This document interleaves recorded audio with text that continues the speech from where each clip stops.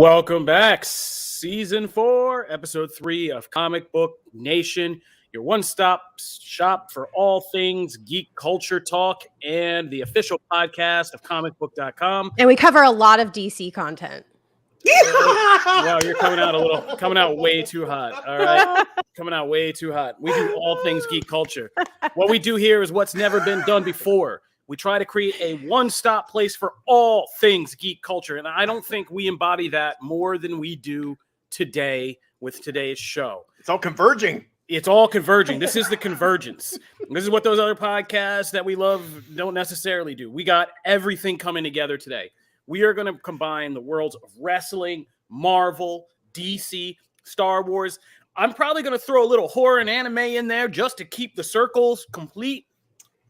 And we are going to discuss it all. Video game. Yeah, it's all going down. This is what we do. So we're going to do what we do. It's going So down. Without further ado, these are my co-hosts, Matthew Aguilar. Yay. Janelle Wheeler. Hey, everybody.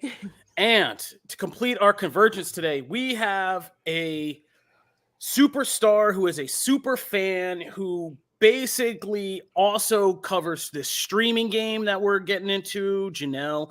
And I mean, like I said, this is a convergent show, right? Geek Singularity, as people are Geekdom Singularity. Norin is rad points out in the comments. Exactly, sir. The Geek Singularity. So, Matt, why don't you tell the people who our special guest host is for today? Yeah, buddy. So today we have Johnny Wrestling himself, Johnny Gargano. Hey! Hi, everybody. Hi. I believe you've talked about the physical embodiment of geekdom, and I pride myself on being the physical embodiment of geekdom. So I'm glad to be here. Yeah. First question. Yeah, which store let you just set up shop for this podcast in one of its aisles? So people don't know this about me. I live in an abandoned Toys R Us. I moved in. They were moving out. I was like, can I move in? And they were like, yeah, sure. Hop on in there. So that's where I live now. So it's pretty fun. It goes great. Man, what do you do with all the carts? What do I do with all the packaging carts? that comes in? The shopping cart? Oh, the shopping carts. I didn't even pack it. I thought you said cards. I thought we were getting really geeky right off the bat. Well, you know, I put my shopping, like my groceries in there. I take them to stores with me, so they come in handy. I actually do. I really do. Jousting, obviously. I really do have a Toys R Us hand basket that my mom bought for me off eBay. I really do have one somewhere around here. Because I was so sad that Toys R Us's were dying that my mom bought me a Toys R Us little hand cart. So that's amazing. Also, just gotta give props to the Power Rangers figures in the back. There's so much more that you can't see. I see them. Yeah, I spot the movie figures and everything. Yeah. Props there. Man, well, thank you so much for joining the show. You know, some big things coming up for you. Fatherhood, man. Yeah. Oh, no. Yeah. The biggest thing probably, right? Oh, one of us. Yeah. What? Yeah. Yeah. No, don't. I mean, I was a dad for a puppy for the past 2 years. And that was good training, I feel, I think that's the next logical step. So you got the puppy and then you get the real thing eventually. So the real thing is coming in about 3 weeks. Well, idealistically, it comes in 3 weeks. It could come today. It could come we're in the red zone right now. Yeah. We're in the red zone. Oh man, I wish we could. It could come at any point. Yeah. I wish we had the legal royalties to play Final Countdown right now. But we don't have that kind of money for this. Matt can sing it. I could. Well, you know, before too long, you'll be on here doing streams with princess card holders as key parts of your set, like I do. I love it. That's just what life becomes. I mean, my wife. Congratulations. Thank you. My wife could be going into labor downstairs right now. I don't even know. I mean, lucky us. That would be keeping in the tradition of this podcast to have things like that happen. Yeah, that would. Yeah. I mean, we have babies screaming, and you know, my kid wrecked a TV one time. Like it's a lot of that goes on. Oh yeah, that did happen. That's right. Yeah, that was. We keep it real. We keep it very real life. You're in good company, and congratulations. I make the joke all the time now because we're talking about Twitch and whatnot. Because Candace was on my stream last night. I was like, if you go into labor live on Twitch, is that against the rules? If I just keep it streaming, As long as you don't show any can't show any graphic, private parts. you're fine. I mean, yeah, it's fine, As right? long as Yeah. this does not violate community rules, you should. TOS Yeah. is a thing, and as Look, long the as you're hype not playing train- any copyrighted music in the background, you're fine. The hype train that would happen when that baby pops out, though, would Exactly. be. Well, that's what I was Rules. actually going to ask you next about Twitch. I mean, welcome, first of all. Like, I'm a Twitch streamer. That's like my Yeah. jam. And welcome to the platform. Are you enjoying it? How has it been for you to be on Twitch? I am. It's been tons of fun. The thing I miss the most about not wrestling right now is being able to communicate with fans and be able to just, I guess, hang out with them or just get any type of instant feedback from them. So being able to stream on Twitch now gives me that interaction with them that I haven't been able to have in the past. So it's been tons of fun. I really enjoy it.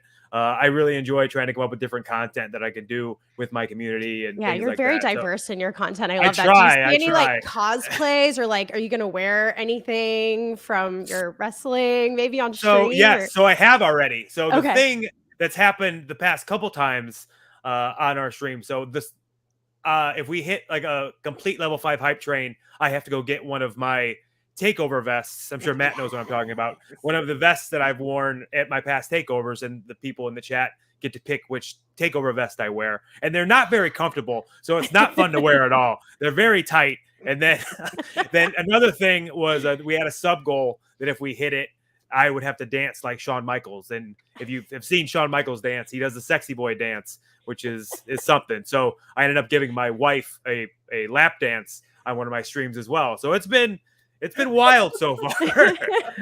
We have some fun, trust me. Yeah, the HBK dance was epic. It was, Yeah, it was yeah. good. It was a good. People were very You'd be happy. proud. But people are like, oh man, like we're doing it because it's going to embarrass them. Like, I have no shame already at this point in my life.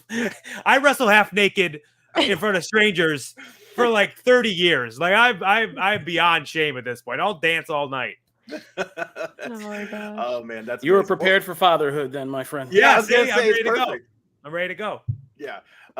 You know, and you mentioned it, right? Because it's been you've got so much going on right now that like I imagine you might not even be thinking about, you know, really returning to wrestling yet. But do you already have a time frame in your brain at least of like when you kind of want to be back in the ring? I do, but I always like leave the caveat of like I'll revisit it when the little rascal's here in like 3 weeks because that could change everything. Like I could be like, okay, I'm gonna come back in April, but then he gets here, and I don't know. I'm like, maybe I'm gonna wait a couple more months. Like it's just one of those things where I'm kind of leaving it open ended. I have a time frame in my head when I want to come back, when I feel like I should come back, but it's one of those things where we'll just see how things go. For sure. And then before we kind of roll into our rundown here, what would you say is your most anticipated Marvel and your most anticipated DC project of 2022 to this point? Okay, to this point. Yeah. Obviously, I think I'll go DC right off the bat because everyone thinks I'm like more of a Marvel guy, which I am more of a Marvel guy. That is true. But obviously the Batman I'm a big Batman guy, so that is an easy one for me. And it's an easy one for Marvel as well because Doctor Strange and the Multiverse of Madness, of course, as you can see with my shirt that I'm wearing. I'm right obsessed with your shirt. I'm yeah, the biggest thank you. Strange fan. Thank you. I wore it on Yes. on purpose.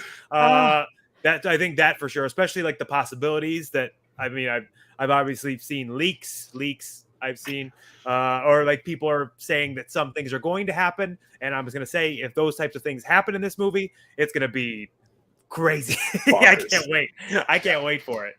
I'm so excited. It's gonna be so good. All right, Kofi, you want to roll into some Star Wars? I mean, yeah, I think Johnny's earned his place here. Yeah, he's definitely carved out his place in the gang. He fits all the right criteria. man. So Let's get to it. Like butter.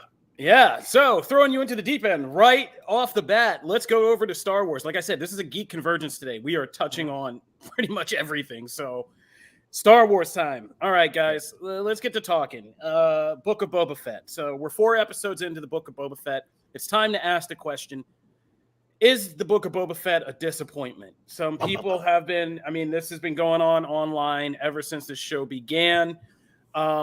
it's a question that's kind of hanging in the air. There's all the jokes and memes, the Book of Boring Fett, all this stuff. You can insert your own jokes. So I will say this. Jabba the Hutt once said. Oh, Rich coming in. Oh, that was about as much as Rich we can legally. said no. No, that's as much as we can legally play of audio. That's about it. Yeah, this is a Tonight Show budget here, man. That's it. Yeah, thank you, Rich. Yeah, in the background with the trailer, so you guys watching can see this Book of Boba Fett trailer. I mean, look at this. I mean, doesn't this look intimidating and badass, Godfather? But even we all know, based on my tinfoil hat rants last episode, if you want to listen about breaking down all this Star Wars stuff that's happening, I'm a huge Star Wars nerd. But even I have to admit that I watched episode 4 of the Book of Boba Fett and was just kind of like, damn, man, are we going to really recount everything Boba Fett did before we got up to this present action point? Do the flashback end when he was on the toilet that morning before he decided, I'm going to go out and unite all the crime syndicates, because we are getting a little lengthy in the flashbacks. But at the same time, I do kind of I think what I said in the beginning is the same opinion I have now. This is kind of the separation between the mainstream appeal of Star Wars you get with The Mandalorian and Baby Yoda, and more of, this is the first time I think we're doing Star Wars live action, the real deep kind of Star Wars deep dive lore. If you like Boba Fett and you've always been interested in this character, just getting to kind of spend this time with him isn't going to be bad for you.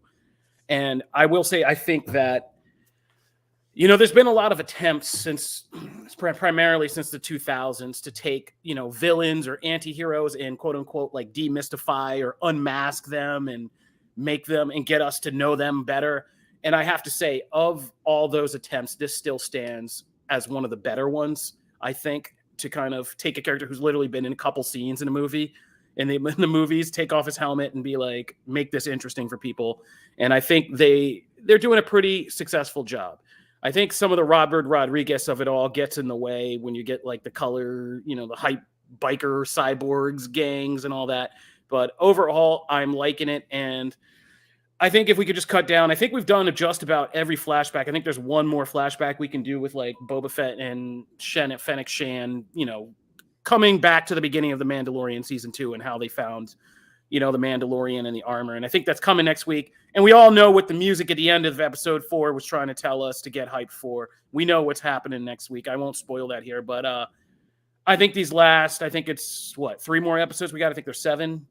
And right. I think we're going to start hitting, as to borrow the term, the hype train right about now. I have a question. Did you answer the question? Listen, counselor. All right. Well, for the a stenographer, in case the stenographer didn't catch it the first time, you went on a soliloquy. I think it's a little bit. I don't think it's a disappointment. I think it is a kind of. I think it's different than we thought it was going to be, and there's a lot more of the actual past Book of Boba Fett than we thought. So I don't think it's a disappointment. I think it's been a slow burn, and I think some people like that and some people don't. I don't feel disappointed in it. I think Tamara Morrison is great. I think learning more about Boba Fett, getting Black Chrysanthemum, and just kind of seeing all these different things we're getting out of it for the deeper Star Wars fans, for fans like us who've done the animation watching, the comic reading, I'm good with it. I just try to understand the other people, but I can easily turn off that impulse, Matt. I just wanted you put the question in here. I just wanted an answer to the question. All right, Johnny, Janelle, what do you guys think?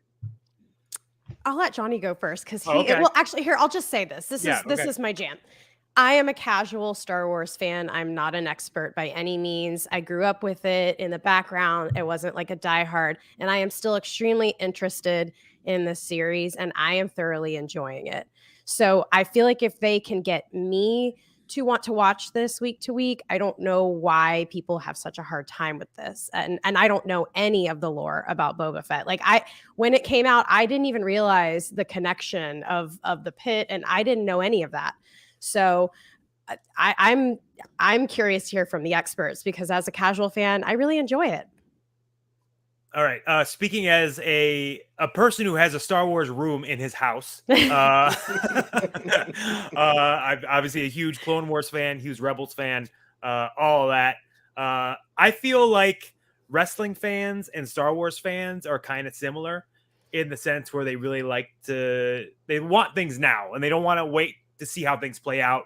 They want things now, obviously. And I think people with Book of Boba Fett was expecting one thing. They were expecting all action. They were expecting, and like you said, when you try to demystify, I say it's almost like if The Undertaker had a show like this, people would be like, oh, that's not The Undertaker I want to see. I want to see Undertaker kill people and bury people. I want to see Undertaker do this. Well, I feel like we're going to get there. I feel like you're going to get full Boba Fett soon enough. And for my hopes, pie in the sky, I really want them to go full Avengers Endgame with like all the Mandalorian characters.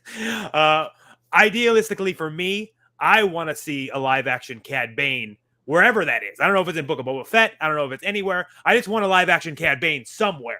That's what I'm waiting for. I'm that Drake meme right now. Like, yeah, Kobe's so happy when you said that. Yeah, it's been coming up. That's what I want. I think this is where we're headed, though. I think this is the payoff that I've been saying the whole time is we're doing all this, but we're going to get this payoff where it is like the Godfather, like everybody around the round table. And it's going to be like people like you and me just murking out over every Star Wars bounty hunter, underworld creep that's like major figure that's still alive at this point. I mean, I want to see it all. I want to see Han Solo. I want to see Chewie. I want to see Lando. I want to see Kira. I want to see Cad Bane. I want to see Black Chrysanthemum. I want to see see Afra. I want to see everybody around the table. I want that one scene to launch any number of other Star Wars projects and just. And I promise you, if that happens at the end of all this, if say again, pie in the sky, that does happen. I feel like anyone that complained about this show is going to completely reverse course and be like, no, that was great. That was so good because you got the payoff. Like, you don't want to wait for the payoff. The payoff's coming. Yeah. You were working on a regular gig here. You have the proper level of cynicism and call out. For our fellow pundits. We love that. Yes. Yeah. But you're right. Yeah, there will be a bunch of people suddenly. I've experienced it many times in pro wrestling. Trust me. I know how it goes. Well, and so they did tease, right? Wasn't it? I can't remember who did it. If it was the showrunner or the producers or something. Someone teased that episode 7 was going to be like that episode of like this like switch up or flip or something's going to happen in there that's going to contextualize things and throw everybody off course, right? So excited for that. Like for me, my whole issue with the series was that I was waiting for the premise like to form. Like we were doing. I didn't mind the flashbacks. I liked like a lot of like the whole train chase and like that whole thing with the Tuskens. Like I love that stuff. Like that was actually really good. My whole thing was, okay, what is the point of the show? Like I need some kind of main through line because the other stuff is really good, but I just need to know what course I'm following, right? I'm that guy. Like I just need to have at least some little thread, right? So, and in this episode, we finally get that. Someone mentioned it in the comments. We finally get that. Like essentially this is a turf war and this is going to be Boba's crew without any help, it looks like. Boba's crew against like this other crew. And they're going to be kind of going after like this territory and the spice trade, all these things, right? So that gives me just enough to follow it through. All the other stuff, I loved this episode. I don't know. I thought this episode was awesome. I really love at any time Fennec and Boba are in a scene together. Like it doesn't even matter if it's just a glance between them. They're so good together in scenes. I will just like eat that up with a spoon. Like the whole ship thing, by the way, that ship is completely impractical. That ship is almost useless throughout this whole episode. I mean, sometimes I can separate myself to just be objective and intellectual, but sometimes I am a black fan watching this stuff. So when he leaned his ship over that, I was every black fan in a horror movie. Like, come on, man. Like, screaming at the screen at like 4 of the movie. Like, what are you doing? Why are you going back? Your guns are on the side. Why would you do that if you have no way to retaliate? Anyway, but I did find that amusing. But like, I really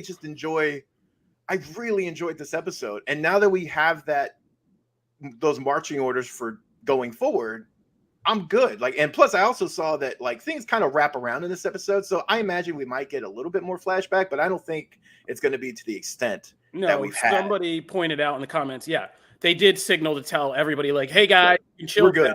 Because he comes out of the back to tank and they're like, so we're done with that. You're good. He's healed, man. You're healed. It's good. As someone who was not, I have a friend of mine who's like hardcore loves Boba Fett, like anything Boba Fett he owns. Wow. And I was always like, he would always talk to me about Boba Fett, and I'd be like, I like the character. The character is cool, but I never had that kind of attachment to the character. And so as a person, I just like, oh, he's got a cool piece of armor, and there's a lot of comic book characters that have cool costumes, and then there's nothing behind the scenes, right? So I was kind of how I felt. And this series has made me a much bigger fan of the character because I got to know him as a person. I think I was going to say, and I was going to maybe end is, I think this is the episode where you get the best sense of kind of Tamara Morrison bringing the actual badassery of Boba Fett out without the armor. Like when he sits in the sand and he says that thing to Fennec and he's like, I am Boba Fett, like, and all that stuff. You're like, oh man, like there's a lot that kind of leans on his reputation and his just general badass nature in this episode. And I thought it was good to do that without the armor for once. So yeah, I'm still down with the Book of Boba Fett, and I think the payoff's going to be worth it. Like, so I'm in. I'm with Johnny. Like, I want to see this table of crazy things, and I'll be freaking out for the next, while. Watching it live too, I just want to say when he went to the sand pit, I thought he was going. I didn't even put 2 and 2 together that he was going to try to find his armor. I thought he was just really mad. Me too. He's like, I would blow it up. Yeah, that's right. I was like, oh, good for him. Yeah, go for it. Oh, I did too. I was like, oh man, we putting hits on the Sarlacc. That's what I thought. I was like, wow. I was like, that's the first thing he's doing. Good on him. Boba Fett, you petty. Like, yeah, you killing the Sarlacc. But yeah. All right, so we're still in for Book of Boba Fett, and I think we're going to have some really fun episodes about this coming up. I mean, for us, not just them, but for us to freak out here with you guys about after that. All right, let's talk Peacemaker real quick. So Peacemaker episode 4 is out. Last week we did a whole thing with Jenna from Phase Zero coming on. We had a little chat with James Gunn. You guys can hear that. But yeah, we covered DC content here. So Peacemaker, let's talk that. Episode 4. I'm still loving this show, by the way. Like, I think this is, I don't want to start something, but this is like my favorite comic book TV show of the last year. So far it is. Wow. Like, I just really like Peacemaker. I mean, not many have released in 2022, so. No, I'm just saying of the last. I'm saying year to 2021. year. I'm saying year over year. Yeah, yes. I'm putting it year he's including 2021. I just really enjoy it. I think it's really good. I think James Gunn just nails just kind of comedy, horror, action, and really good character work, like making you feel like a softer side to these completely demented, amoral characters. Like, I mean, I just think it's really good.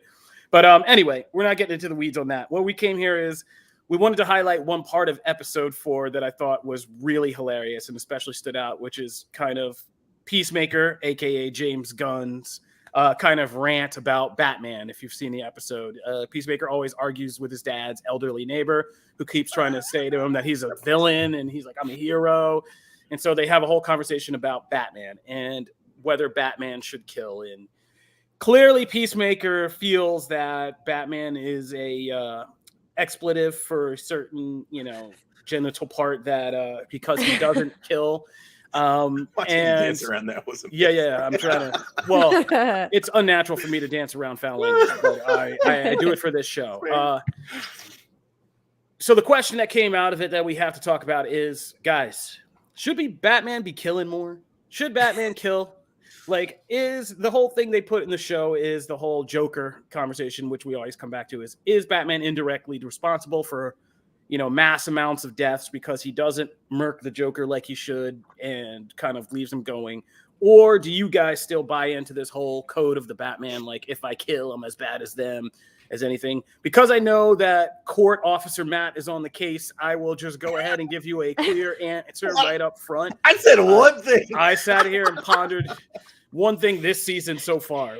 I sat down and pondered this, and I thought, for my own answer, I think that society rules, I think that school rules are a lot like community rules, are a lot like prison rules. I think whenever you got groups of human beings, the rules are always end up being similar. And going by that kind of understanding of the world from my own twisted perspective, I think that like prison, you got to listen to the rules of prison. What do they tell you in prison? Like, First day, you got to go in, and this is again for the schoolyard or any real community. You got to go in, you got to find the biggest person, and you got to show, in whatever fashion that you can't be intimidated or the weak one in the herd. And no matter what happens, you're not the one, right? Like you're going to be the strong one. It's gone to a very dark place. It has. So I think that Batman has to kill, but I think it's about who you kill, right? I think killing the right people is important. So you got to kill the right person. I think that Batman could solve a lot of Batman's problems with the right kind of kill. If Batman finally did kill the Joker in a very measured, kind of not rageful, but like, I got to do this and set the example way. The thing that Batman villains get really chesty when they say, I know your limits and all that stuff. Well, if you take the Joker out, like you don't have, you might not ever kill again. You might have to carry that weight, but Batman's good at carrying weight on his soul. So, whatever. And you'd think the rest of the villains in Gotham would fall in line a lot better if they knew that, Batman typically doesn't kill. But if you go too far, like this dude's going to stop you. So I think Batman's got to kill at least once is my answer. I think he should kill the Joker and get everybody else in line. But, What if he gets a taste for blood and see? That's the part I don't buy. That's the part I don't buy because that's the argument. Everybody comes back and says, "But once you kill, there's whole multiverse is built on this prospect." Yeah, but it's always that's a fallacy. We're all of a certain age group. We all came from. Okay, if you have a pop who's still around or knew a pop and you're from my generation. Your pop probably went overseas and did some pretty unspeakable things that he never talks about and spent the rest of his life being a bread maker and a happy guy and the happiest little pop you've ever known. But he might have been over in the Pacific doing some horrible things means to grandpa, other... I think. Yeah, pop means grandpa. I know, but... But here's the thing. The way you say it, though, makes me think of, like... I thought you were talking about, like, the method of killing. Yeah, I thought that's where my head went to. Yeah, so I was like, so if you had that, and then they go on to I'm make sorry, bread, your grandfather. I was like, you had what? a grandfather. We're talking about grandfathers. So you had grandfathers, an entire generation who went over to Europe, the Pacific, Africa, whatever, did some crazy stuff they had to go through, came home, never were violent again in a day in their lives. In fact, probably the opposite, never talked about it, carried all that, and just went on with their lives and were your happy little pop grandpa all your life. So I don't buy the whole. I spend a lot of time thinking about this, as you can see. But it doesn't show. Yeah, but I don't buy the whole Batman is automatically going to go and kill somebody. I think Batman would kill somebody and then he would hide. He would look tough on the outside, but he'd be at Leslie's office every day trying to deal with that. So I don't buy that he would just go become a serial killer because he killed one person. No, I think you can. You would take Joker out and get everybody else in Gotham in line. They'd be a lot less. Riddler would be a lot less chesty. So let's get the rest of the room's opinion on this because that is a take. What does everybody else think? Johnny, you go ahead. You take it. Oh man, I don't know. See, I feel like it. Sure, idealistically, real world. We're talking real world stuff. If Batman does kill someone, that does scare other people and make people be like, okay, well, I could potentially get killed by Batman if I go too far. But I feel like Batman is someone who abides by a code. And if he breaks that code, he's not necessarily the Batman that we all know and love. Or I got love, I guess. But I don't know. I get it. Like I understand it in a real life sense. But in a otherworldly sense, he's not Batman anymore if he just starts killing people. Then he's a whole different animal. But again, I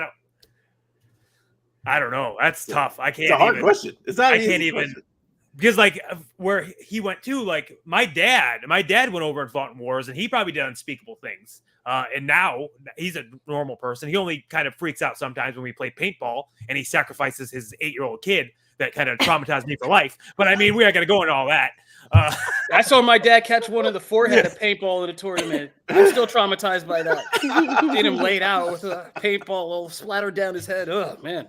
My dad, when we were 8, we were playing again. If you haven't, I've told the story on my Twitch as well. But if you haven't played paintball before, it sucks. It sucks. It hurts. It hurts. Oh yeah. Why did we do this? Laser tag is so much better. I was like 8 years old and I went paintball with my dad and my friends and things like that. And I got hit the first time and I was like, I don't want to play paintball anymore. But moral of the story is that we ended up doing a match where it was me and my dad and my friends against a group of strangers who were in their 20s.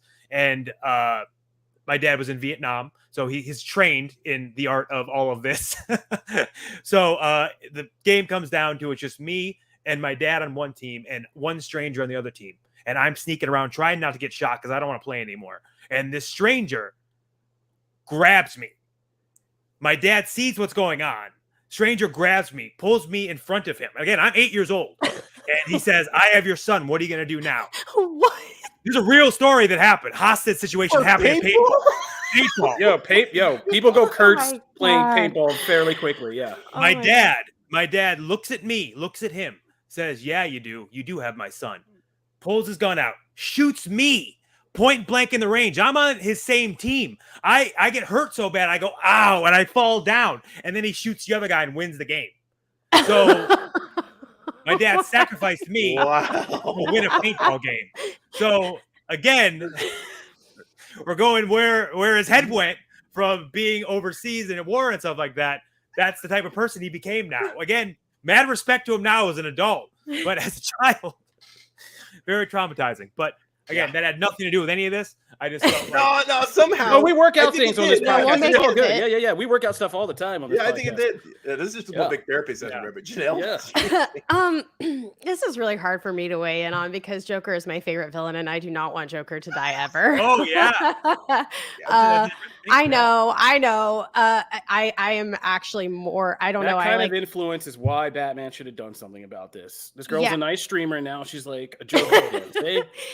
I mean, Joker is just like he's just so good. Like he's just such an awesome villain. Like he's so terrifying and hard and comedic. He's just twisted. So of course I don't want to ever lose Joker. But can I just like swing it back into Peacemaker? I read like this comment that James Gunn went on another podcast, and he was like surprised at how territorial the folks were over at DC about saying like anything bad about Batman. Oh, I'm sure. And they I'm not let surprised him by that. freely like massacre Aquaman and Superman, but they're so weird about touching Batman and who he is, and calling him the P word is just like crazy.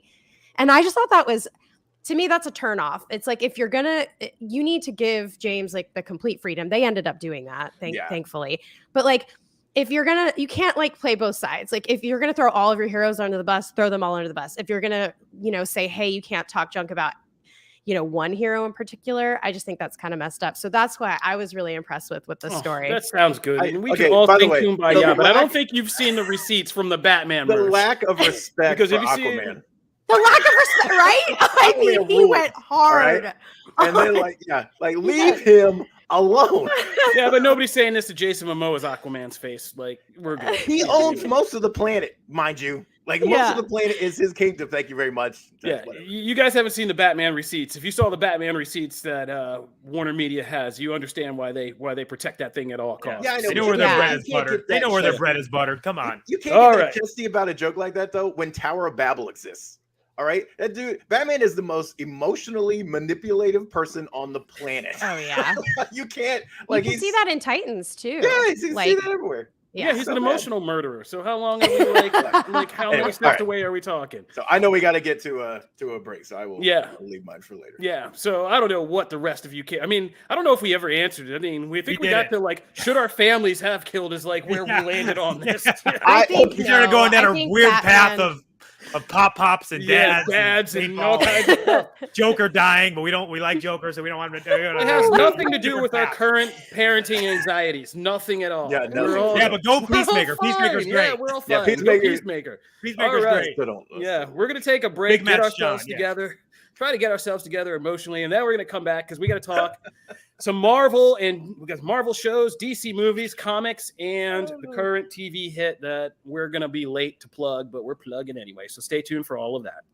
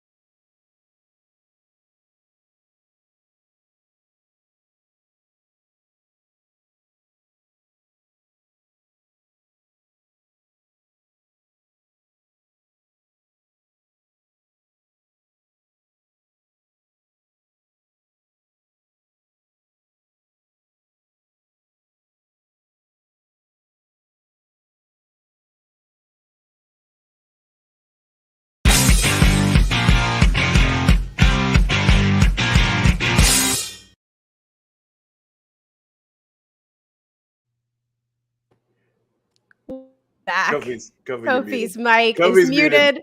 But we are so excited to get to the next topic. Oh, good. Wow. Totally professional. I did it last time. You're good. We have to Welcome trade back off to on Comic this. Book Nation. I was actually praising our comment section today. You guys are hilarious. I was too busy. Yeah, there's a lot of great chat. I was too busy laughing at some of these comments that you guys are dropping to notice. Aquaman doesn't suck. He rules. I saw the comment. Oh my god. All right. We're moving from DC for a split second.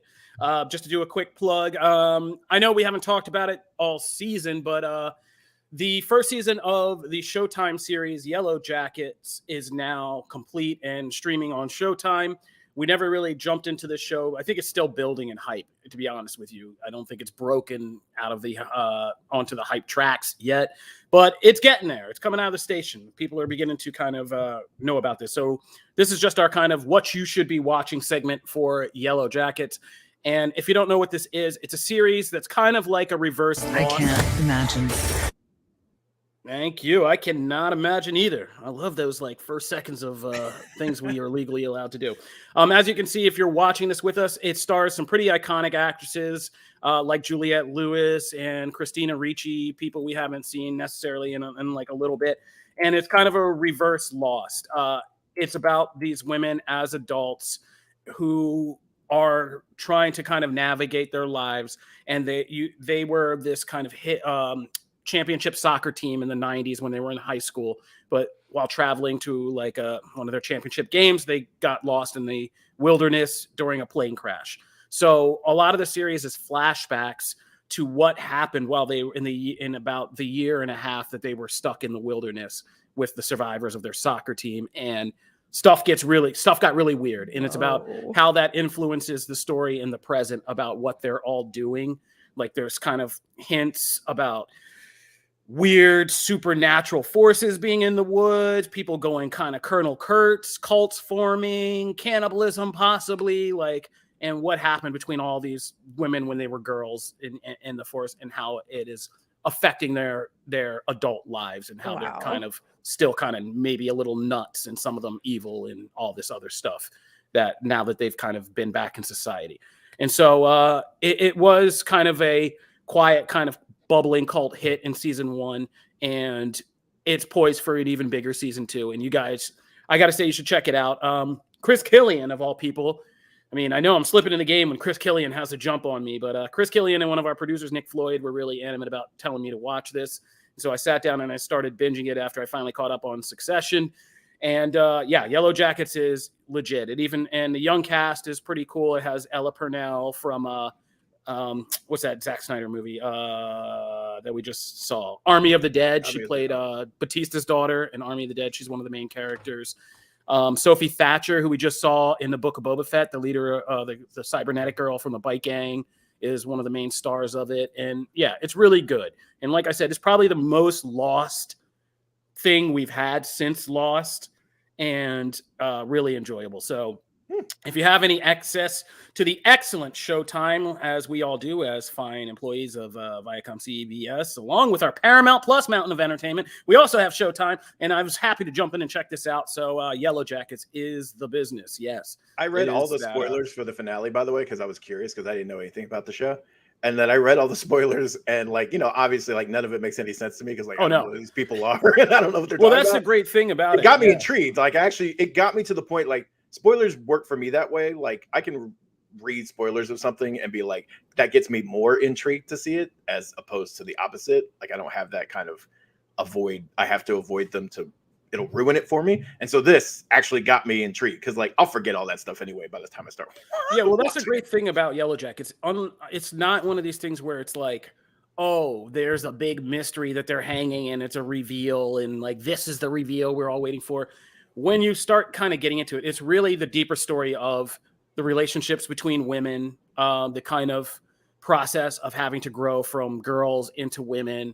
And it uses this plane crash and all the things that happen to kind of as metaphors for, what women and girls go through and kind of the things they got to deal with and the sides of themselves that, you know, we don't talk about or explore, you know, because that's what it is about. It's Lord of the Flies, right? It's like Lost meets Lord of the Flies, because when they get out and civilization's gone, it's like, who do these girls become?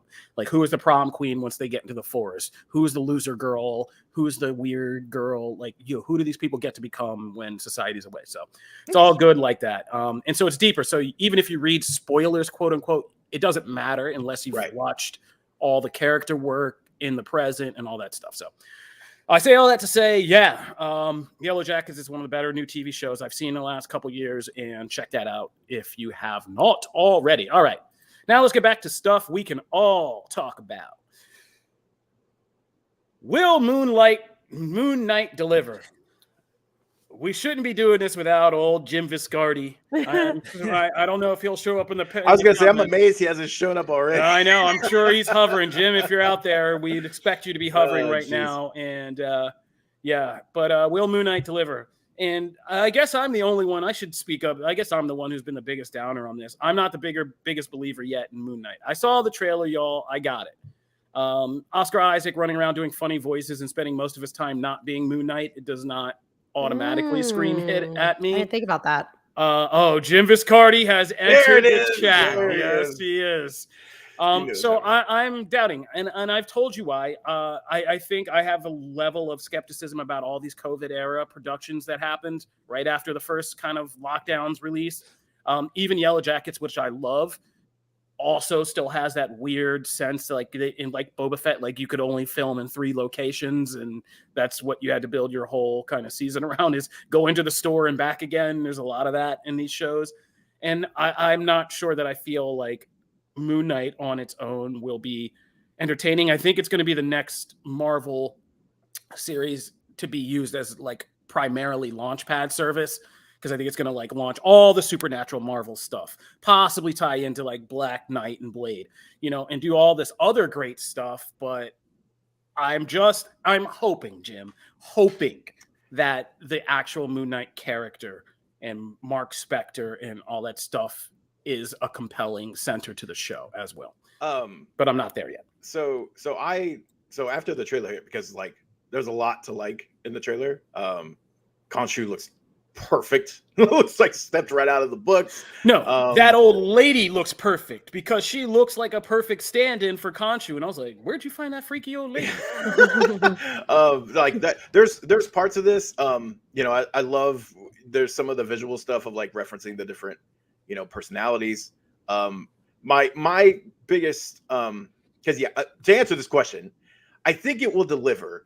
But I also understand where Kofi's coming from, because there are a couple things that I'm still a little not even skeptical about, just like unsure of. Like I remember seeing like leaked photos of the Moon Knight suit, and I was like, oh, okay, well, I'm gonna, you know, you never know, right? 1, if it's fake, and 2, if it's like post-production, if it's done, you know, that kind of thing. So I gave it to then, and I like the suit. I don't love the suit. And it's partly because like that suit comes from a very specific, or is inspired by a specific series that I also wasn't really a huge fan of that aesthetic in there. So, you know, and the other thing is Stephen Grant, like focusing on that character, like that's of all of the different parts and personalities of Moon Knight. So you're talking Mark Spector, you're talking Jake, you're talking like all these different sides, and Mr. Knight.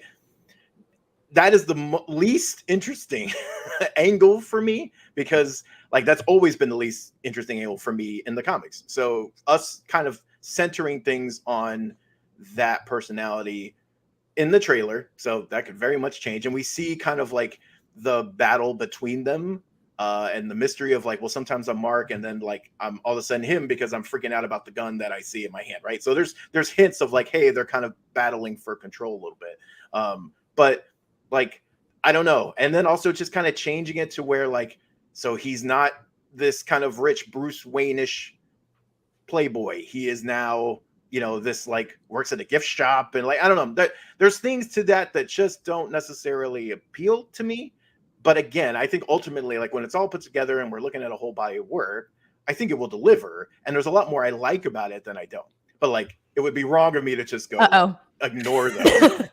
Jim, I'm with you. I love it. was going to say that. I saw Jim's reaction on Phase Zero. I know what he said. I know what everybody else said. I'm going to let everyone else go. Okay, and then I'm going to tell you why Kofi's wrong. Let's hear Johnny. Let's let our guests go. Look, what do you think about Moon Knight? I always say, and I said this in the beginning, let it play out. I always go into things with an open mind, and I feel I don't know, maybe this is bad on my part, but I have the utmost trust in Kevin Feige. I have the utmost trust in what they're going to do. I think it's going to be great. I think it's going to be fantastic. I think everyone's going to go nuts over it, and it looks great to me. Again, I'm all about just letting it play out, and I don't think one trailer is anything to judge anything on. I think you got a little taste. Again, just a tiny little taste. It's like probably like 1% of what the show is actually going to be. So I think it's going to be great. That's just me. Yeah, I'm with you on this. I feel like they're holding their cards a little bit, and you're right, Kofi. They didn't show a lot of like Moon Knight in it, but I think they're saving it for the show. Like I do believe that they're gonna show us more. Like I have faith in that too. And coming again as like a casual new fan to Moon Knight, I was like I was speechless. I was watching this with my breath. I was holding my breath. My fiance, who literally knows nothing about Moon Knight, he's like, I don't even know what this character is. Like he was standing up in front of the TV, like super engaged, saying, "Wow." So I think that's pretty promising. And Jim, I know you're just jumping in the business. Yeah. Go. You're fine. Look, here's what I'll say. I mean, look, Moon Knight bias aside and whatever is. This trailer is probably the first trailer since WandaVision that I think has given us a taste of something different from the MCU, right? This feels more like almost a supernatural horror thriller than the usual cookie cutter stuff that we get from Marvel Studios, right? And so look, I'm a fan of like all this stuff, but I think it's going to take a fairly divergent take from the stuff that we just got in Hawkeye, the stuff that we got, even in Loki, which, Hawkeye and Loki were so good. They were. They're great, yeah, but they were but I don't. But none of them drove. I don't think either of them drove the amount of conversation that. Were you here for Loki? Are you thinking? Yes, you think I'm with you. Hold up. You think Moon Knight? The only conversation Moon Knight's going to drive more than Loki is what the hell is going on in the show. Is the conversation that Moon Knight's going to drive. No, but look, Loki had us looking at our lives and trying to contact our own variants. Like that's what Loki had. I mean, sure. No, I mean, look, I'm more excited because I truly think this is really going to be like, look. I think Marvel just picked at the Supernatural scab with the end credit scene at in Eternals, right, with Dane Whitman and Blade, and I think this is truly going to begin that offshoot of Marvel stuff, right? Like we talk about this all the time. Marvel's got its cosmic branch, it's got its it's like real the Earthbound. Yeah, I mean, it's got your like a spy espionage branch with like the Captain America and Black Widow and all that stuff. I think now we're and it's got the magic mysticism stuff with Strange and Wanda and all that going on. And I think now we're going to get creepy, spooky supernatural stuff. And this is really going to be the start for their kids. Jim Viscardi just perfectly explained what I had already said. That Moon Knight, instead of being this character-centric show, will be an awesome launch pad for an entire new corner of the MCU. My only concern. And what better character to start it off with than Moon Knight? I'm just concerned that we're going to Iron Man 2. Like, we're going to Iron Man 2 this whole thing. Whoa. I just watched Iron Man 2 last night. I'm not revisionist history, but there were a lot of great pieces in that movie. That overall, I mean, it's overall not a great movie, but there are some great pieces there. That you realize there's some great scenes in the spirit too, man. Don't bring the spirit into it. I had such high hopes for that movie. Okay, I do have like a serious question though. If anyone is trying to prep for the show, without having read any of the Moon Knight comics, where do you start? Like, what is the best backstory, or like what's going to prep you the best for this? I think I've been telling folks, I think you start with the 2014 run, which is the Allison Shalvey run, and you go all the way to the current day stuff. I think that will give you every aspect of the character that you need to know. It'll tell you who Mr. Knight is, and what that character, what that persona is all about. The Jeff Lemire stuff goes really deep into the various psyches of Moon Knight. And I think, once you get to that point, it'll give you a bunch of that. And then by the time you get to then the Max Bemis stuff happens, which I know Matt likes more than I do, is obviously. And by the way, this show has a lot of that in here. There's a lot of Sun King stuff being alluded to there. So you get a whole arc of Sun King stuff there. And then honestly, like the Jed McKay stuff that we're reading now is the most, I think it takes all of that stuff, packages it together in a way that makes the character incredibly accessible. The earliest 80s, his first run, the 80s stuff, it does not really delve into the DID of it all with the character. That comes much later, where like Moon Knight's other characters, basically the Jake Lockley, Mark Spector and Stephen Grant, were all just kind of like aliases for Mark before they became, straight up like identities in his head kind of thing. And so there's only 200-ish issues of Moon Knight out now. So like if you wanted to read the whole thing, it's not a terrible reading project beforehand, but I would start with the 2014 run and go. Now we are going to put together a Comic Book Nation primer reading for you to get started. I do like some of they are not as critical to the character, but like when Moon Knight trends, right, you see a bunch of people sharing panels. There's a lot of great panels from stuff that's kind of outside of those kind of main books. Like there's Secret Avengers stuff that is really fun, and like Moon Knight, like there's old Spider-Man stuff during the 90s that is really fun with him. He's not the focus, but he is part of a whole, and seeing Moon Knight interact with other characters is awesome. So like there's stuff like that I think will kind of be trickled in there to give you a sense of like, here's all the different, like without being so, here's everything you need to know about Moon Knight, just how he interacts with the world and how the world interacts with him. Look, at the end of the day, I just need Moon Knight to deliver more than the back to tank of Boba Fett. At this point, I missed the Boba Fett talk. Okay, so Jim's vote is a disappointment. No, I needed to deliver more than the back to tank of Fett. All right. Oh wow. Okay then. Well, there you go. Well, that is Jim Viscardi, folks, on Moon Knight. Have a great show, everybody. Jim Viscardi is a baby Yoda Star Wars. He's one of those baby Yoda Star Wars. Hey! What's wrong with Grogu, man? I love Grogu. Nothing, but it just brought in a whole crop of people who became Star Wars fans because they love the plush doll. But anyway, moving right along. So that is Moon Knight's unofficial PR representative, Jim Viscardi, who dropped by to stump for his character. And hey, man, at least the back to tank of Boba Fett is from today and not just a spray painted Spawn 90s movie. Oh, come on, boo! Humperdinck. I mean, 90s is in vogue again, so I'm not going to hate. All right, let's go on, Matt. I know you have a big thing. Let's move to my bias. Your bias for the thing you're stumping for. I pretty much, there's a couple of biases I have. One is behind me, obviously, and another is Batgirl. And I'm very excited. We got our first look at Batgirl the other day, and I flipped out when I saw that it was Burnside, and that is like one of my favorite versions of the character. Babs Tarr just killed that run, and I just loved taking her out of Gotham. And so like seeing Leslie Grace, the outfit, the costume itself looks amazing. Wait, that's the one we picked, wasn't it? That was the one one I've wanted forever. And then I got yelled at a bunch, but I wanted forever, and I won it.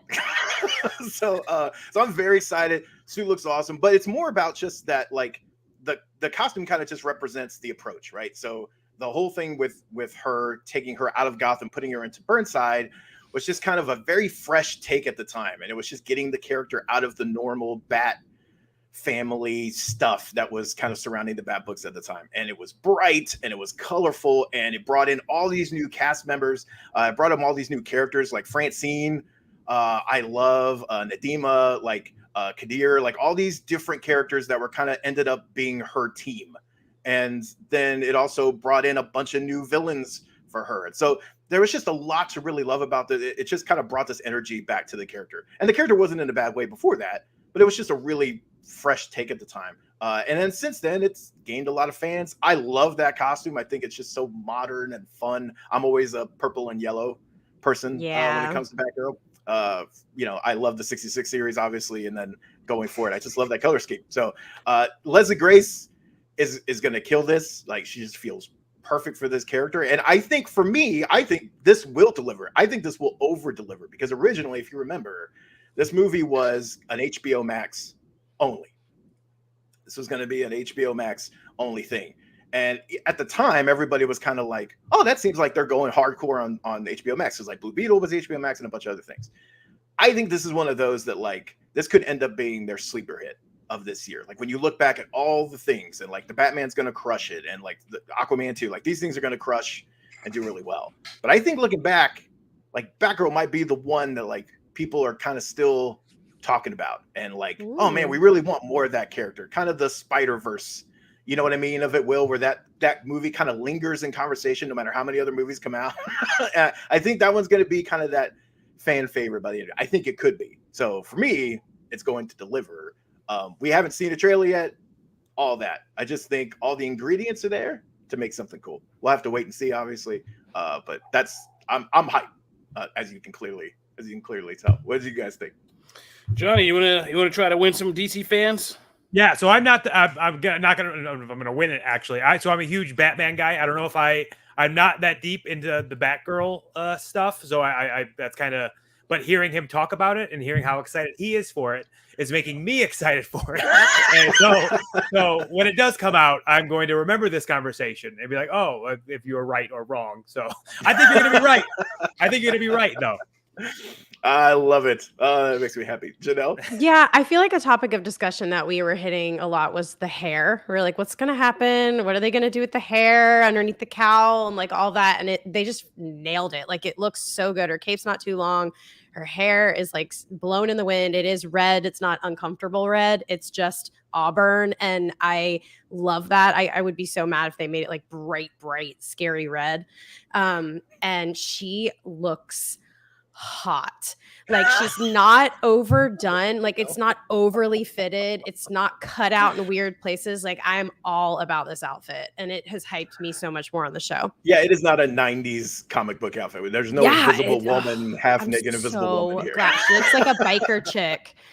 Like, it's awesome. I'm so pumped about this outfit. All right, Kofi, go ahead and rain on my.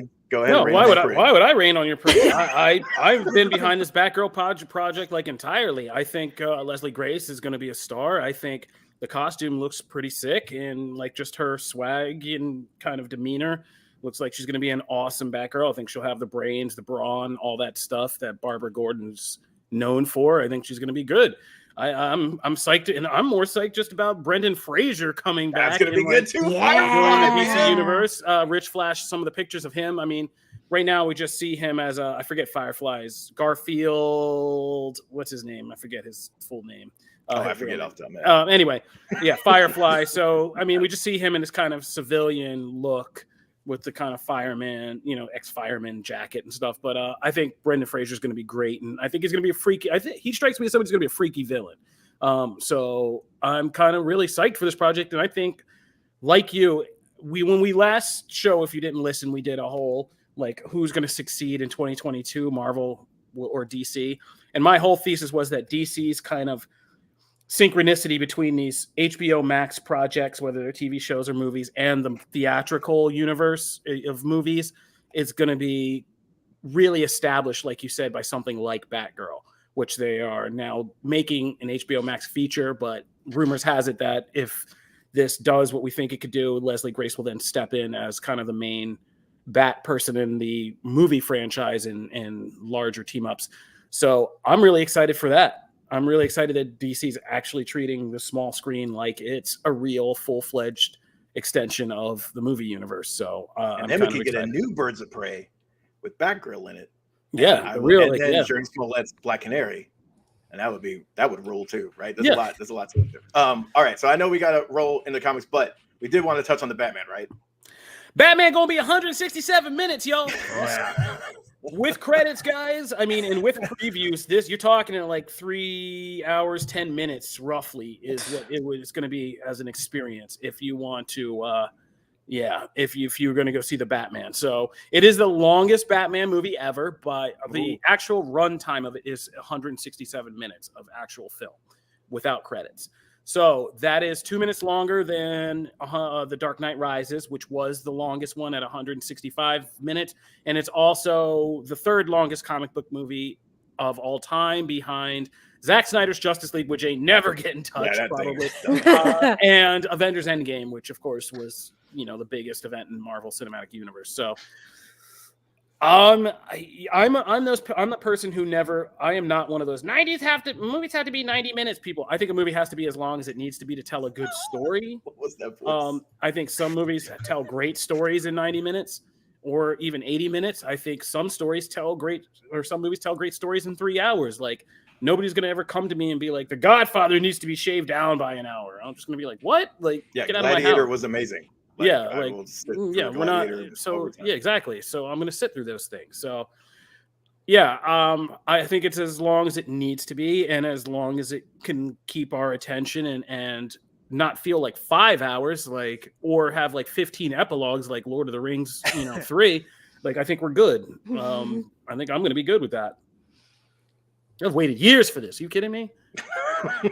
Yeah, I just wish they'd offer bathroom breaks. That'd be great. That's if you're in a live theater, you'd get an intermission and you could go use the restroom. Because I'm that annoying person that wants to drink a beer while I watch a movie, and I'm running, trying to find a spot. When do I go do this? And then I have to come back, and then I'm whispering did I miss anything? And then everybody's stop talking, and it's very frustrating.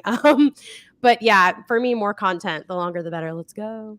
Yeah, so my pregnant wife, I told her last night that the Batman was going to be 3 hours, and her mind went immediately there as well. It was like, I got to go to the bathroom, and we're talking about someone who went to Spider-Man No Way Home and was judging so many people, because you'd sit back and you'd watch so many people leave to go to the bathroom, and it's like, what are you doing? You can't distract it. Yeah, don't go to the bathroom. You hold it, and again, she's judging people because she's pregnant. She's like, I'm pregnant and I'm holding my pee to watch this Spider-Man movie. What are you doing? It was the best thing was when the movie ended, she watched the first end scene. Then she ran to the bathroom and then came back in enough time to catch the last. And she did it on purpose. She timed it on purpose. I know. She's a pro. Bravo to her. That is Bravo awesome. to her. Wow. So that was her main concern, is when am I going to go to the bathroom during this 3 hour movie? Luckily, watching Justice League, we watched it at home, so we were able to pause it and go to the bathroom when that that's great. huge thing. But I will never get up and go to the bathroom in a movie theater, so I can fully expect about an hour and a half into the Batman, I'm going to be very uncomfortable. But hopefully the content is good enough to justify that uncomfortableness. I've gone to the point where I try to starve myself. I don't drink anything for hours leading up to movies because I'm so worried. But that just shrinks your bladder, so you're just then making a problem for yourself. And then I drink the beer at the theater, and I just ruin it every time. I mess it up. But I enjoyed Venom more than almost everyone at Comic Book because I was drinking a beer watching it. So you're like Janelle Wheeler. You're not the only person who's drinking in movie theaters. I always have to get a freeze frame, and that's my tradition. That was the best one, Matt. That was a good one. That was a really good one. I was like, wow, he thought that was really funny. It was. I have at this point, I think I've got a collection of frozen camera images of me, and I'm going to be able to compile an album at the end of 2020. I'm proud of that one. With all of it. It was really when good. When I was telling that story, I was like, man, I'm killing it right now. Yeah, it's killing. And I never stopped laughing. I was always with you. All right, we gotta finish up. But before we move to comics, I meant to do this when we came back from break. Weird place to put this, but I mean, I guess I don't want to forget it at the end. So just yes, people in the comments have mentioned, but yes, we are aware of two big losses in the industry today. Meatloaf passed away, and Louis Anderson both passed away. And 2021 just continues to kind of wipe our artistic talent away clean. If you love stuff from your childhood, it's been a crazy year so far, but RIP to those two great influential musician, comedian, both actors, both responsible for some of our favorite movies, from Coming to America to Fight Club, Rocky Horror Picture Show. You know, Bat Out of Hell is one of the greatest selling albums, and for good reason, of all time. Yeah, you just can't say enough. Yeah, so RIP to both Meatloaf and Louis Anderson. We don't try to bring it down here too often, but I just wanted to make sure we didn't seem callous, like we don't know. Yeah, we do. We're always aware of these things. We have to. I mean, the nature of our job always puts this in our faces, unfortunately. But yeah, we're going to be missing them. So now back to happy, fantastical stuff. Matt, what's comics? Bring everybody up a little bit. Well, that's right. Your boy killed Justice League. That seems like that was not great. Not a great segue. So some unfortunate news on comics front first. Strange Academy, which is a really fun book, is going to be kind of coming to a close with number 18. Now, this is the first semester, so they did tease that will return in the summer. In some form or fashion. We don't know if that's going to be an ongoing or a series of one shots, or if it's going to be tied into something else or whatever. So people were bummed, obviously, that the book is kind of coming to a close, at least for now. But at least it was hopeful that it can return in some form. We were going to actually talk about this because a fan brought it up, and it was a great idea that like we were going to start where we read, like, pick a series that all of us haven't caught up yet. Or we haven't touched on in the show, and we're going to read it, and it's going to be like a longer thing. So like Strange Academy, right? It's going to have 18 issues. At that point, it might be really good to go ahead and do like a deep dive on that, where we're all caught up. We talk about the book and the run once we've ended it, and then we can like have that ready for whenever the next series launches. So we're kind of thinking about that. What series we should do it with first. So if you've got recommendations, you can Moon Knight comments. Let's get Moon started. Knight's one. Yeah, Let's Moon get Knight's ready one. for it. You can throw them in the comments. You can throw them up on Twitter at any of us, and we'll figure out what we want to start with. And then moving to the biggest news of the comics week was the death of the Justice League. So an event that is going to kind of cap off the current Bendis-led Justice League run. Now, Bendis is not writing Justice League number 75, but this one is going to do what it says. It's the anniversary of the death of Superman, so they're going to kind of do something where they take some big characters off the board, and the intent is to do it for a while. So anti Batman RIP, because like he was gone, it felt like a blip, and then they brought him back. But like Death of Wolverine, that was like he was actually gone a little while, and you were actually able to kind of miss him, even though Old Man Logan kind of stepped in that role. But I digress. So in this case, they're going to take a lot of the league members off. There's going to be one surviving member. We don't know who that is yet, obviously. And that person's going to kind of be talking about dealing with the trauma of losing these people. We're going to see people step into these roles, and it's going to be a world without a Justice League for a while.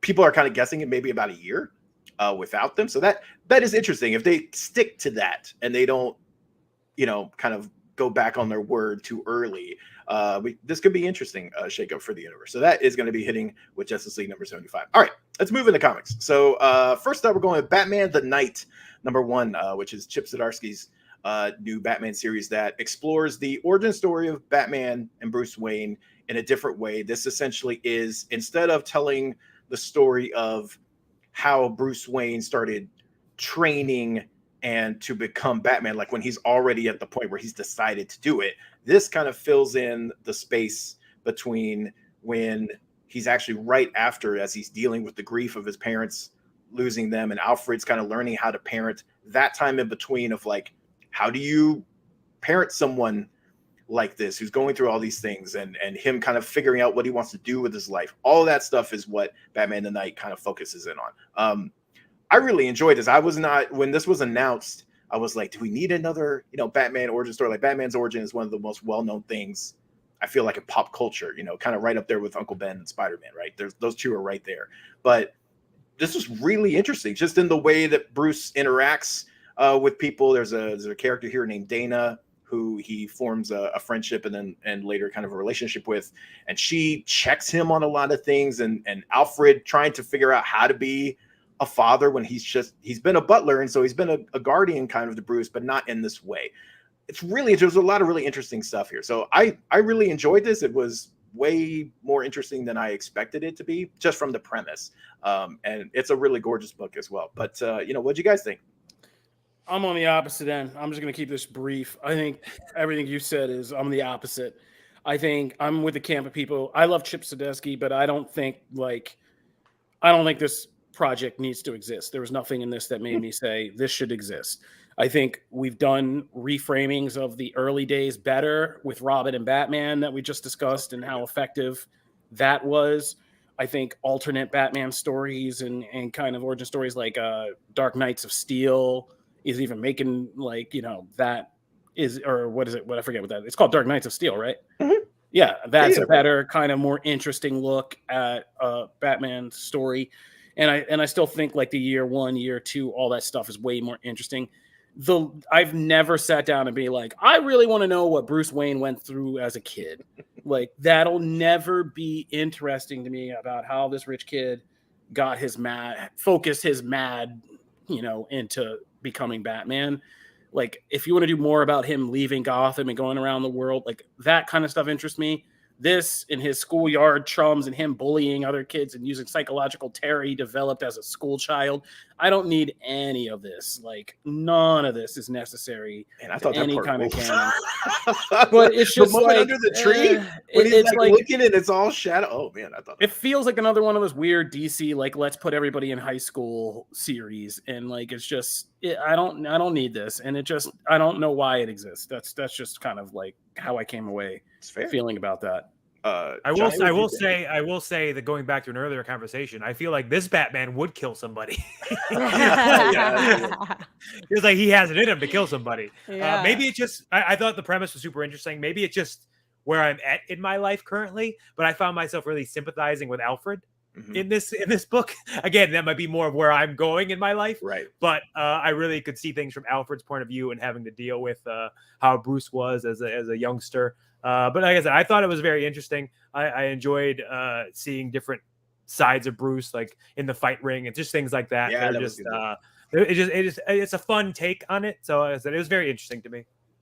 Yeah, I also really liked seeing little hints of each of his like characteristics, like the, making the kid think he was cursed, like the psychological stuff. I loved the detective work he figured out what the psychiatrist or psychologist was doing. And, the fighting scene, I just felt like it all was laid out perfectly and really nicely, like why, like kind of a reflection of who he becomes and why, like how he started those things, like how he started the detective work, like it was just natural. So I enjoyed it. I thought it was pretty good. I liked all our books this week. Yeah, we had it was a hard week to actually pick just 3 because there was like 6 that we could have easily put in here. Next one, moving on to Marvel. I just want to add, if you ever wondered why, if you ever needed proof that Damian Wayne's punk assery is hereditary, like this is a good argument for that. Why are you gonna hate on Damian Wayne? I'm not. I love Damian Wayne, but all the people who hate on him, this book really, really shows he's his father. Well, here's the thing. I do agree with that. If you don't like Damian Wayne, but you like Bruce here, I kind of go, okay, well, there's a lot of similarity. I agree in that respect. Okay, so we're gonna move on to the Lives of Wolverine, but because they keep changing it, is it X Lives of Wolverine or is it 10 Lives of Wolverine? I don't know. I'm not sure. There are 10 books. Right? It's one of those things where like Powers of 10 and House of X. I didn't know what to call this, so we'll just go with X Lives of Wolverine. I would say 10 Lives makes more sense because of the narrative structure. So maybe we'll stick with that. We'll go with 10 Lives of Wolverine. 10 Lives of Wolverine number 1 is there's actually going to be 2 ongoing books. The other one I believe hits next week, which is Deaths of Wolverine. So these will kind of run concurrently and tell this long kind of sprawling story. Ben Percy of X-Force is writing this one. He is an admittedly huge Wolverine, like he's a Wolverine super fan. And if you read X-Force, you can tell like the enthusiasm is there for Wolverine. And this one essentially kind of presents this thing of, in addition to his many jobs on Krakoa, Wolverine is also sort of the protector of Charles Xavier in the past as well. Like this story really just has him defending the Xavier family, and they go back he's back in time. The Omega Red stuff in this is, to me, the most mysterious and therefore probably the most interesting aspects of this. I didn't really know what to expect with this book in this series. But I don't know. I came away way more pumped about it than I was going in because I just didn't know much. But I ended up liking it. I don't know where. I will be curious to see where this goes and how it also ties into the deaths and all that stuff. But the Omega Red stuff in here and his kind of movement, his whole amnesty thing with Krakoa and all that stuff and how he's be able to do this, that stuff is the most interesting part to me. I ended up really enjoying this way more than I expected to, I feel like. But what do you guys think? I don't know what the hell is going on with this book, but I didn't need to. I think that this book this is probably, from anything I read or watched this week, this was like the most like visceral, edge of your seat kind of exciting one. Yeah. This whole, and I was like, I had to look at the front after I was done. I was like, what kind of, is Marvel going Black Label? Like, what is this? Yeah, it's like pretty brutal. Pretty brutal. Like a bunch of people getting murdered in a house while a baby's being born, umbilical cords are getting cut. Like, it's pretty intense. Sorry, Johnny, that we made you do this week. I know, that's what I'm saying. I was going to get into that. I was like, these books are picked out for me this week. I don't know what the heck's going on. But I was reading this, I was like, oh no, worst case scenario. Great. It was so viscerally exciting that I can wait on the mysteries. Like, I can wait on the mysteries. Because you know me, I don't need everything answered as long as the premise is simple enough. And trying to keep Charles Xavier alive in time from this really crazy, scary killer is enough. I don't need to know how Omega Red's doing this yet. I know there's a way. I know everything that's happening. Russia's been plotting something this whole time in the books. So, so I know we're going to get there. Yeah, I love that we're pulling the Days of Future Past thing and making it like an official thing now in X-Men, that Wolverine's capable of doing this kind of weird time travel, basically sending his consciousness back to like since he's been alive so long, to other Wolverines in time. Love that, because I love Days of Future Past, the movie. But the initial excitement and the violence and just the kind of terror of what's happening here really carried me through, and it felt like a Wolverine story, very much. But yeah, I hope it all comes together. But this was an exciting start for this kind of head bending, whatever the hell is happening here. Yeah, I'm sorry, Johnny, for this week was very heavy. I know. I was like, it was like my whole, the first two books, it was like, oh my God, like I got to deal with Alfred getting ready to be dealing with fatherhood issues. And then we went into the Wolverine book, and I'm a big Wolverine guy, but I had no idea what the hell was going on. And then I was like, oh, wait, what's going on here? And then obviously the cutting of the umbilical cord, which I was like, oh, what a way to do that. I don't think I'll be experiencing that in 3 weeks, but I enjoyed it. And like I was saying though, what a roller coaster ride. I felt like I read these books with different eyes than I would have read them on a year ago. Right. But yeah, I really enjoyed it. It was definitely going to give me something to think about. It's an unforgettable experience. Yeah, you can, as we've gone on with this show, especially my journey in the fatherhood, you can tell, and Kobe always gives me a hard time, but you can tell when like certain books resonate with me just because where I am in life and I approach it a different way. He's like, you're such a new dad. I was like, I know. Sorry. Janelle, what do you think? Oh gosh, I'll be really quick. This is like the first X-Men book that I wasn't mad that it was long. Like I was just like, this is so many pages. Like, why are there so many pages always with X-Men? But yeah, I really enjoyed it. It was riveting, really exciting, and I think it's just a different look and really cool. We got Janelle excited about her next book. I'll take that for a win. Yay. I'll take that as a win. I love House of M. House of M is great. I love House of M. Moving in, because I know we got a wrap. To the poll winner, thank you everyone for voting in the poll. Something lighter, thank the Lord. We're going to go with something lighter. She-Hulk, even though She-Hulk #1 also deals with some actually really interesting character growth and things, exploring like Jennifer's life kind of outside of Avengers HQ, and like she's not trying to live in the giant celestial headquarters now. She's trying to kind of start from the ground up as far as her career, and she's light on money, and so there's a lot of like relatable, very just kind of everyday struggles in her life right now that's kind of outside of the superhero stuff. But like I really love this. I'm when She-Hulk is this style of character. So like when we kind of dive into the relatable, she's in the real, not even real world, she's in the regular world more than she is in the superhero world. That is when I gravitate towards She-Hulk books. And so this very much dips into that. You know, you see she has this like tiny office. She's so happy that Jan like lets her crash at her pad and like has all these clothes and things because she's like really light on money right now. Like there's just a lot of that stuff. The whole Fight Club with Titania, like that whole conversation as they're fighting, and like she doesn't want to ruin her one suit, so she like takes it off so she can fight.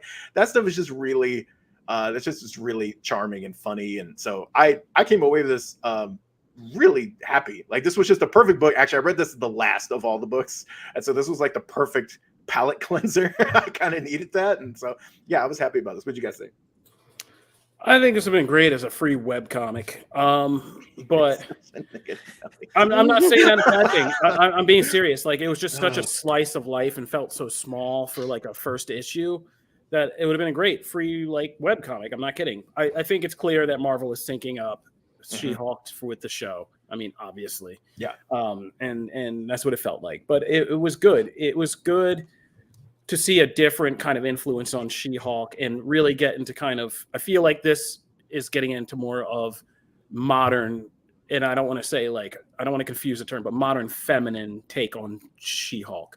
Like the whole thing with Tatiana is like a great little metaphor for like, yeah, we don't have to do these weird, like male kind of conceived superhero tropes where you and I like beat the crap out of each other in an alleyway and have all these problems. Like we can figure this out a different way, and kind of going down that route with these two women kind of talking about their needs and their need to kind of like blow off steam and deal with their life and connect and do it and do that and figure this thing out was kind of refreshing and fun. But like I said, I feel like this is obviously something to sync with the upcoming TV show. And I would have loved this as a free webcomic before we got into something more comic and epic. Johnny, how did this work for you? Was this better? So again, I was like you, Matt, where I read this last. So I read the Wolverine book and, you know, experienced worst case scenario of childbirth. And then and then I read this book and it made me much happier.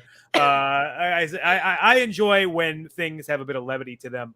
I think that's why I go towards Marvel a little bit more. And that's my biggest problem with DC. But also, that's why I love Peacemaker so much, because it has that bit of levity and humanization to it. I felt like that is the best part about this book. Is it's very humanizing. It's very realistic. And it's weird to say it's realistic, but it is kind of realistic. But I think that's the best part of it. You can picture her in this current world we live in. I think that's the best part of it. Yeah. Janelle? It was just a quick, easy read, and I like anything that's prepping me for any type of like movie or TV content, because I don't have that incredible knowledge and familiarity that you guys have since like childhood with these characters. So I didn't mind this. I would absolutely love, like, I wish I had one of these for every single show movie that's coming out. And I just really, I liked it. It was a quick, easy read and really fun to look at. Yeah, it was actually I love the artwork style, and it's I'm blanking on who did the artwork on this book at the moment, but yeah, really impressive. So yeah, that is comics. A lot of comic stuff happening, but a lot of great books out there. Yeah. All right, that'll do it for the show this week. Oh, Matt, you wanted to mention something in gaming, huh? Yeah, but we don't have time for that. All right. Well, next time. That's a lot of big stuff happening in anime right now. Go to Comicbook.com anime. I don't have time to break it all down here. Attack on Titan, My Hero Academia, Dragon Ball, Boruto, a bunch of stuff going down. So be sure to Jujutsu Kaisen, like a lot of stuff happening. So if you're an anime fan, check out our Comicbook.com anime page. Otherwise, that's the end of our show this week. We want to thank Johnny Gargano for coming in and thanks, guys. Thanks for having me. For as our guest host. Yeah, thank you. Anytime. We'll definitely be coming by the stream too. Yeah, please. I'll come by yours too as well. Shout out. Plug whatever you need. Oh yeah, twitch.tv/TheJohnnyWrestling. Come hang out. I normally do Tuesdays, Thursdays, and Saturdays. So come say hi. All right. Thank you again. If you guys are just getting into Comic Book Nation, we are your one-stop shop for all things geek culture. We cover it all, as you saw in our Convergence show today. We brought together a lot of worlds, and this is what we do. So join us every week. You can follow us at Comic Book Nation on Twitter. You can also subscribe to the podcast to listen to on Apple, Spotify, Stitcher, iHeartRadio. Or if you want to watch it, we stream on Paramount Plus every week. Or you can watch here on Twitch /Comicbook, on YouTube at Comicbook on YouTube, and on the Comicbook.com Facebook page in our video section. So that's where you can find us. If you want to contact us individually, you can find me at Kofi Outlaw, at Matt Aguilar CB, and you can find me at Janelle Wheeler. And Johnny, where can we find you on the socials? You can find me at Johnny Gargano on Twitter and Instagram. All right. Thank you, guys. If you're just tuning in, go to Apple Podcasts, leave us a 5-star review so the show looks good. Thank you. And subscribe on all your platforms. Otherwise, we will see you guys next Friday when Comic Book Nation Season 4 returns for another new episode. We got some stacked episodes coming, guys. So, make sure you stay tuned. We'll see you next time. Peace. Bye, guys.